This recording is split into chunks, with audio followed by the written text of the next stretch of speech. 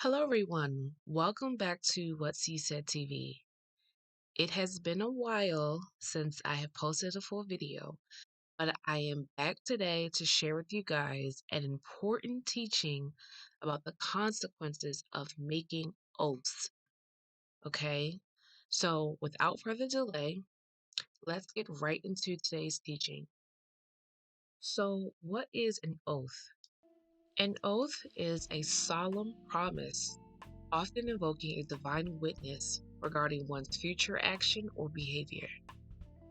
An oath can be seen as a covenant or promise that is shared between two or more people with God or with a demonic entity that is not easily broken or cannot be broken at all. An oath can be compared to a contract. A contract is a legally binding document that contains certain rules, legal stipulations that one has agreed to abide by. If one should not uphold their end of the contract or oath, there are serious legal ramifications or consequences. Examples of an oath, covenant, or contract are marriage vows, an agreement between business partners, a promise or oath between a group of people of an organization, social group, or community, an oath made before a judge, and lastly, a spiritual covenant made between you and God, or worse, an agreement that has been made between you and a demonic entity or Satan himself. Okay, now that we have fully defined what an oath is, let's look over a few biblical examples of oaths and the negative consequences that have been resulted from those oaths taken. First, let's look at Matthew chapter 14, verses 6 through 12, which talk about King Herod and the oath he made with the daughter of Herodias. I'll be reading from the NIV version if you guys want to read along with me. Okay? Matthew chapter 14, verses 6 through 12 read, On Herod's birthday, the daughter of Herodias danced for the guests and pleased Herod so much that he promised with an oath to give her whatever she asked. Prompted by her mother, she said, Give me here on a platter the head of John the Baptist. The king was distressed, but because of his oaths and his dinner guests, he ordered that her request be granted and had John the Baptist beheaded in the prison. His head was brought in on a platter and given to the girl, who carried it to her mother. John's disciples came and took his body and buried it. Then they went and told Jesus. So, according to these scriptures, King Herod made a foolish oath to the daughter of Herodias, promising to give her whatever she asked. Unbeknownst to him, she would ask for John the Baptist to be beheaded. Once King Herod realized his mistake of agreeing to this oath, it was too late for him to back out of it. Therefore, John the Baptist, a righteous and innocent man, had to face his untimely demise due to an oath that was made by someone else.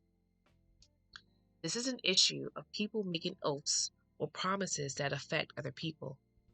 The most common topic of this is that of people doing witchcraft and making certain oaths to the devil, sacrificing others out of selfish desires and greed.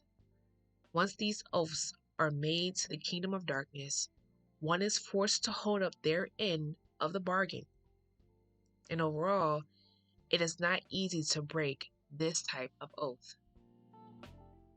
Now, let's look at the example shown in Matthew 26, verses 14 through 16. It reads, Then one of the 12, the one called Judas Iscariot, went to the chief priest and asked, What are you willing to give me if I deliver him over to you? So they counted out for him 30 pieces of silver. From then on, Judas watched for an opportunity to hand him over. Later in verses 23 through 24, it says, Jesus replied, "The one who has dipped his hand into the bowl with me will betray me. The Son of Man will go just as it is written about him. But woe to that man who betrays the Son of Man. It would be better for him if he had not been born." So, according to these scriptures here, Judas betrays Jesus for a measly 30 pieces of silver. Okay? He made an oath with the chief priest to deliver him or set Jesus up to be taken and crucified despite the Lord's innocence. Once Judas does his part of the oath, he is stricken with deep remorse to the point of death. Matthew chapter 27, verses 3 through 5 say, when Judas, who had betrayed him, saw that Jesus was condemned, he was seized with remorse and returned the 30 pieces of silver to the chief priests and the elders. "I have sinned," he said, "for I have betrayed innocent blood." "What is that to us?" they replied. "That's your responsibility." So Judas threw the money into the temple and left. Then he went away and hanged himself. Okay, so according to those scriptures, you can see that Judas couldn't live with himself after he made the oath to betray Jesus and saw the results of what he had done. See, the devil used Judas to make an oath that would crucify Jesus, but later he discouraged Judas once the oath was made. This oath was also something that could not be broken.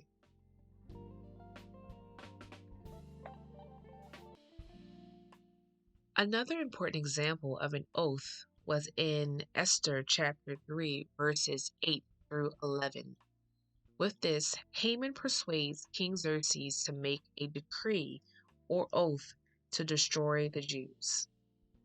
It reads, "Then Haman said to King Xerxes, there is a certain people dispersed among the peoples in all the provinces of your kingdom who keep themselves separate. Their customs are different from those of all other people, and they do not obey the king's laws. It is not in the king's best interest to tolerate them. If it pleases the king, let a decree be issued to destroy them, and I will give 10,000 talents of silver to the king's administrators for the royal treasury." So the king took his signet ring from his finger and gave it to Haman, son of Hammedatha the Agagite, the enemy of the Jews. "Keep the money," the king said to Haman, "and do with the people as you please."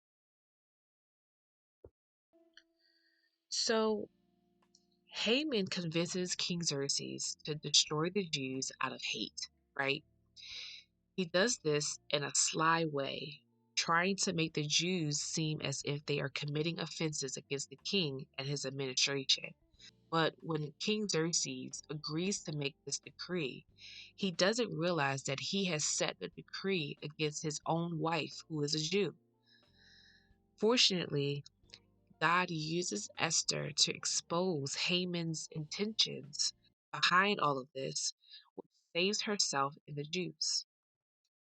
But this situation goes to show you that the enemy can deceive you into making an agreement, and you will have no clue as to how it will impact the people around you. You can agree to something thinking that it will help a situation or thinking that it brings justice, but really it brings destruction and harm to those who are innocent and have done nothing wrong. It is important to have discernment when making agreements to ensure that you know exactly what the agreement or oath will entail later on. Okay, so the last biblical example of an oath that we're going to talk about today is in the book of Revelation, chapter 13, verses 11 through 17, which talks about the allegiance people will unfortunately make with the Antichrist.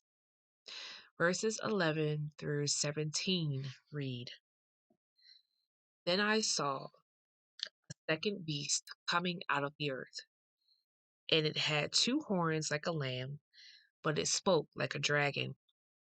It exercised all the authority of the first beast on its behalf and made the earth and its inhabitants worship the first beast, whose fatal wound had been healed. And it performed great signs, even causing fire to come down from heaven to earth in full view of the people. Because of the signs, it was given to power to perform on behalf of the first beast. It deceived the inhabitants of the earth. It ordered them to set up an image in honor of the beast who was wounded by the sword and yet lived. The second beast was given power to give breath to the image of the first beast, so that the image could speak and cause all who refused to worship the image to be killed. It also forced all people, great and small, rich and poor, free and slave, to receive a mark on their right hands or on their foreheads, so that they could not buy or sell unless they had the mark, which is the name of the beast or the number of its name. Okay, so reading these scriptures, you can see that this is during the time of tribulation, that the Antichrist will rule the earth and people will have to make a definite choice, a decision or agreement to serve the devil or sacrifice their life to honor Christ. Unfortunately, the Bible prophesies that many people will profess their allegiance to the Antichrist by making or taking an oath of worship and receiving the mark of the beast. The mark will be placed on the person's right hand or forehead with the number 666.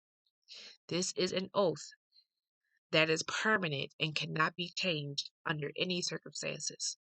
Once this oath is made, the person is doomed to hell. Revelation 14, verses 9 through 11, confirms this by stating that a third angel followed them and said in a loud voice, If anyone worships the beast and its image and receives its mark on their forehead or on their hand, they too will drink the wine of God's fury, which has poured full strength into the cup of his wrath. They will be tormented with burning sulfur in the presence of the holy angels and of the Lamb, and the smoke of their torment will rise forever and ever. There will be no rest, day or night, for those who worship the beast and its image, and for anyone who receives the mark of its name. So, in a nutshell, I feel like this scripture is quite explanatory as to what the consequences of receiving the mark of the beast or taking an oath with the Antichrist, right? So basically, anyone who agrees to take the mark will not enter into the kingdom of heaven. This is the ultimate oath that will result in torment for eternity. There is no way that you can back out of this oath. This oath is permanent. So, why is this teaching important? Why am I bringing this topic up for you guys? Well, God has placed this teaching on my heart because He is showing me that many people are taking oaths and not realizing the spiritual repercussions of them. People are not checking in with God or using discernment to see whether an oath or an agreement aligns with His word or His will. People are taking allegiance, either knowingly or unknowingly, with the devil to gain worldly possessions, success, or status not realizing that there is a hefty cost to bear once the agreement is made. The oath may result in your loved ones or innocent bystanders to suffer a fatal consequence that they did not deserve. The devil does not care if it's your child, if it's your spouse, if it's your parents, if it's your best friend, or whomever else you may know. If you agree to that oath, you must give up or uphold whatever you promised. It is a very painful realization of one's mistake in this, once one realizes that the mistake cannot be changed. Please take this teaching and assess whatever agreements or oaths you have taken and bring them to God for Him to reveal to you what they entail. If you have taken an oath that is demonic or rooted in deception by the devil, all hope is not lost, as you have Jesus that can redeem you. You can denounce and renounce unrighteous agreements by professing your sin and asking the Lord for forgiveness. However, there still may be consequences that you may have to face, but you will have the Lord to guide you and strengthen you through them. In all, let this be an important lesson to never take an oath or an agreement out of selfish gain or without the approval of the Most High God. You will be forced to adhere to the promise that you made one way or another. All right, so that is the end of today's teaching. I pray that this has blessed you guys. Please feel free to share this video with others to bless them as well. Okay, I pray that you will all have a blessed week and stay tuned for more teachings and other videos coming soon. Take care, guys.